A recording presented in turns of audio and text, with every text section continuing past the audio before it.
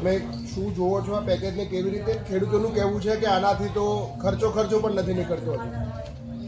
10,000 કરોડના ઐતિહાસિક પેકેજની વાતો કેટલાક મીડિયાના માધ્યમથી ભારતીય જનતા પાર્ટીના પ્રવક્તાઓ અને સરકાર કહેતી હોય છે, પરંતુ ખેડૂતના ભાગે શું આવ્યું? હેક્ટરે 24,000 એટલે વીઘાએ 4,000 થી 6,000 રૂપિયાની આજુબાજુ ખેડૂતના ભાગે આવે છે. એ શું ઐતિહાસિક છે? ખેડૂતનો ખર્ચો અગાઉ અમે કહ્યું હતું એમ 18,000 થી 30,000 રૂપિયા સુધીનો પર વીઘે ખર્ચો છે. ખેડૂતના મોઢામાં આવેલો કોળિયો છીનવાયો હતો. સરકારે અત્યારે જે રકમ જાહેર કરી છે એને કયા ગણિતના આધારે કરી છે નથી સમજાતું. 40 લાખ હેક્ટરની અંદર સરકારે એને સર્વે કર્યો અને એની સામે 10,000 કરોડ એટલે રકમ ખૂબ નાની કહેવાય. જેને ખરેખર ખર્ચ થયું છે એને તો એનું જે નુકસાન થયું છે એને ખેતરમાંથી બહાર કાઢવાનો ખર્ચો પણ નથી. એટલે વારંવાર એમને કયું ગણિત લગાવ્યું છે એ સમજાતું નથી. આપણા માધ્યમથી ખેડૂતોને પણ વિનંતી છે કે આપણને જો ખર્ચ ઓછો થયો હોય, આપણને તો નુકસાન ઓછું થયું હોય તો આપણા ગામની અંદર ખરેખર જે ખેડૂતને નુકસાન થયું છે એની વારે આવવાની જરૂરિયાત છે. ભારતીય કિસાન સંઘ હર હંમેશા કહે છે કે ભાઈ સરકાર અને સમાજ, સરકારે આ રકમ આપી છે તો જેને ખરેખર નુકસાન થયું છે એના માટે તો કશું જ નથી. માટે સમાજના મોભીઓ, સમાજના શ્રેષ્ઠીઓ, સમાજના ઉદ્યોગપતિઓ જેના આધાર પર, ખેડૂતના આધાર પર આપણે બધા મોટા થયા છીએ, તો સરકાર તો એની અસમર્થતા બતાવી દીધી. એવું દેખાય છે કે અમે આટલા જ રૂપિયા આપી શકશું પ્રતિ હેક્ટરે, પરંતુ જે તે ખેડૂતને ખરેખર જે નુકસાન થયું છે એના માટે ખૂબ ઓછી રકમ છે. તો સમાજે પણ એની વારે આવવું જોઈશે. ભારતીય કિસાન સંઘ હરહંમેશ ખેડૂતનો અવાજ બનવાનો પ્રયત્ન કર્યો છે. ગઈકાલ રાતથી જ્યારથી સરકારે પેકેજ જાહેર કર્યું છે ત્યારથી અસંખ્ય ફોન જિલ્લાના કાર્યકર્તાઓના માધ્યમથી, તાલુકાના કાર્યકર્તાઓના માધ્યમથી અને રૂબરૂ પણ ખૂબ જ મોટા પ્રમાણની અંદર ફોન આવી રહ્યા છે કે આમાં ખેડૂતોનો અસંતોષ છે. એટલે જે ખેડૂતને ખરેખર નુકસાન થયું છે એને અસંતોષ છે તો એને ખાળવા માટે સમાજ અને સરકારે આગળ આવવું પડશે. અને આગામી સમયની અંદર જો ખેડૂતો આક્રોશિત થશે તો ભારતીય કિસાન સંઘ પણ ખેડૂતોનો અવાજ બનવાનો હર હંમેશ પ્રયત્ન કર્યો છે તો ખેડૂતનો અવાજ બનશે.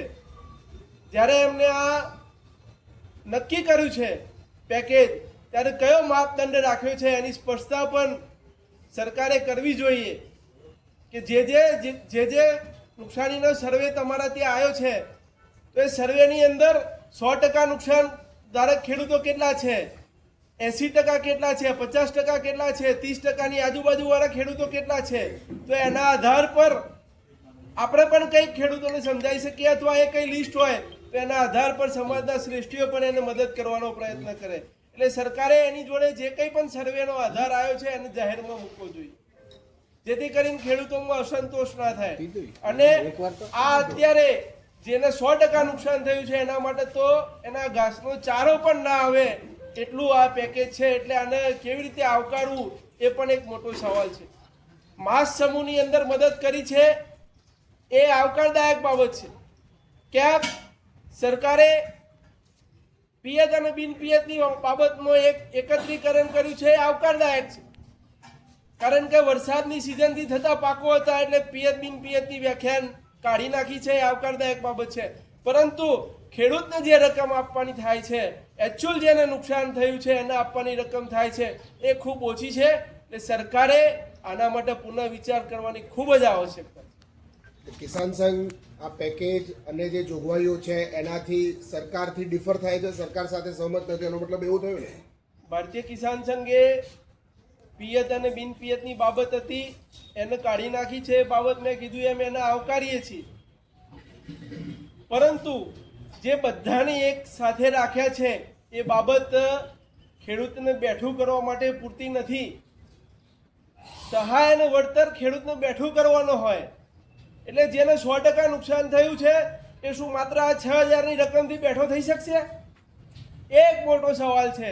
એટલે એના આપણે કેવી રીતે મદદરૂપ થઈ શકીએ સમાજ અને સરકાર? એટલે સરકારે એકચ્યુઅલ જે નુકસાન થયું છે, જે સર્વેના આંકડા આવ્યા છે એને ડિફાઇન કરવા પડશે કે ભાઈ 100% નુકસાનના ખેડૂતો આટલા છે, 80% નુકસાનના આટલા છે અને 30થી 50% સુધીના ખેડૂત નુકસાન થયાના આંકડા આટલા છે. એના આધાર પર સરકારે રાહતનું પેકેજ અથવા વળતરનું પેકેજ જાહેર કરવાની જરૂર હતી. જ્યારે પાક તૈયાર થઈ ગયો હતો, વેચીને જે ખેડૂતને 100% નુકસાન થયું છે એ ખેડૂતે એના અવસર કાઢવાનો હતો. એને માત્ર આ 6,000 રૂપિયા એટલે એને આપણે કેવી રીતે ઊભો કરશું? વારંવાર ભારતીય કિસાન સંઘ કહે છે કે ભાઈ ખેડૂતનો નફો એનું જ્યારે ઉત્પાદન થાય ત્યારે મોડ 15, 20, 25% હોતો હોય છે અને જ્યારે આવું માવઠું થાય ને 100% નુકસાન થાય એટલે ખેડૂત પાછળ 4-5 વર્ષ પાછો પડી જતો હોય.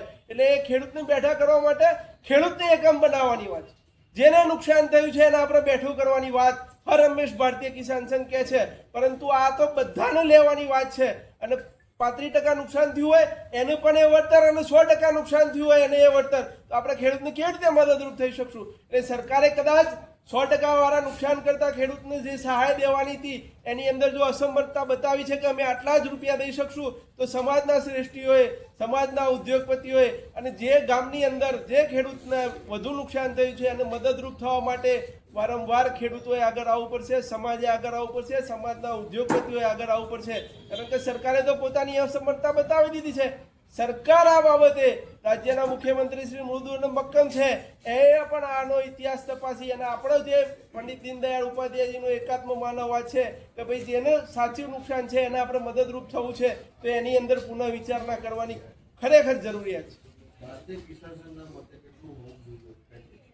ભારતીય કિસાન સંઘે પહેલા બી કીધું હતું કે ભાઈ જે ખેડૂતને નુકસાન થયું છે, 100% નુકસાન થયું છે, એને 18,000થી લઈને 28,000 રૂપિયા ખર્ચ થયો છે.